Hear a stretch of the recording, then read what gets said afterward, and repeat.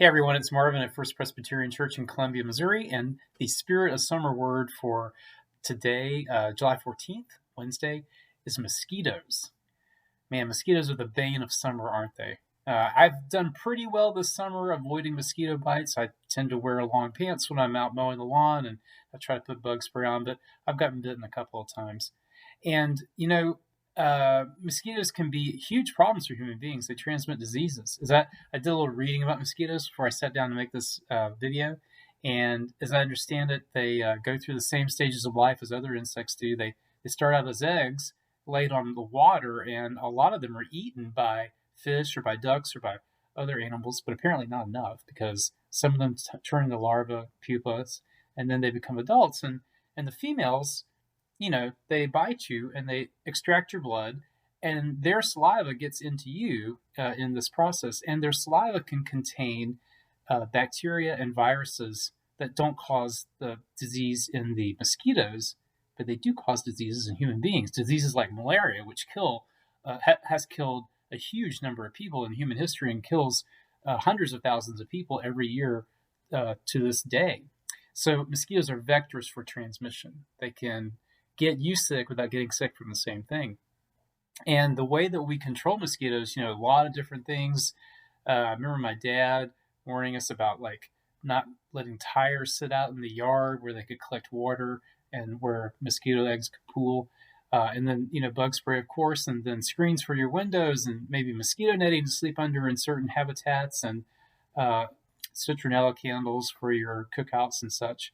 But in the scientific journal Nature, I think a few years ago, some scientists made the proposal that human beings really ought to get rid of mosquitoes if at all possible, because they do so much damage to human beings, and their eradication, the scientists claim, would not really harm the biodiversity of the planet. I guess there's enough stuff floating on the surface of the water for other things, for fish and for ducks to eat. But other scientists say no. They're very concerned about the purposeful eradication of any species on the planet, because we simply don't know, they say, what might happen.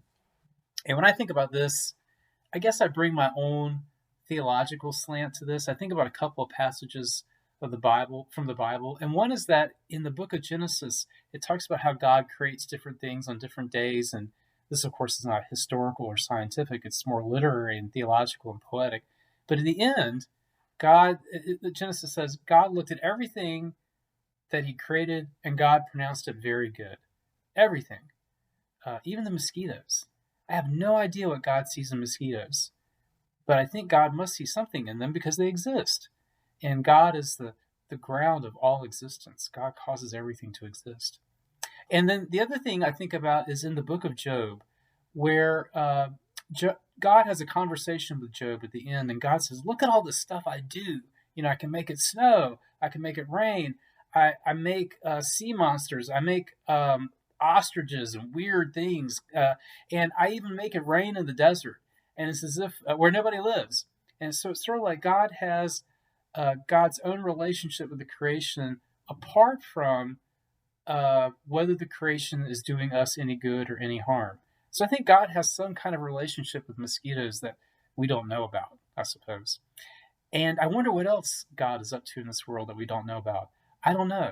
But when I look at the mosquito and think about the mosquito, I think that there is more to God than just my relationship with God.